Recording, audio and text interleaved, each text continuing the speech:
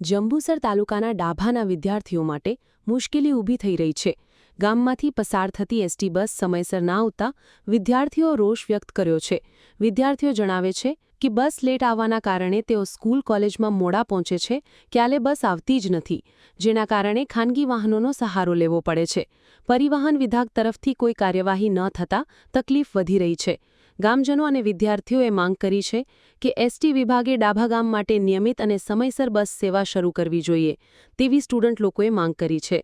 જો આ સમસ્યા રહેશે તો બેટી ભણાવો બેટી બચાવો આ વાત સાબિત કરે છે કે સમયસર એસટી બસની સુવિધા ના મળે તો કેવી રીતે આ સપનું સાકાર થશે તેવી ડાભા ગામના વિદ્યાર્થીઓની ટાઈમસર એસટી બસ પહોંચે તેવી માંગ કરી.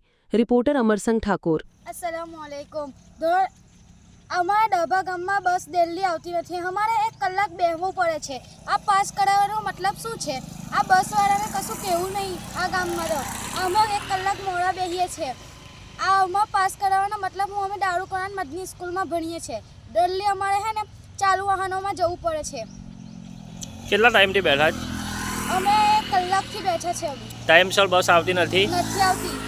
અમુક વખત તો 12:30 વાગે પણ આવે છે. તો પીરિયડ તમારું બગડે નહીં? બગડે છે 2 પીરિયડ.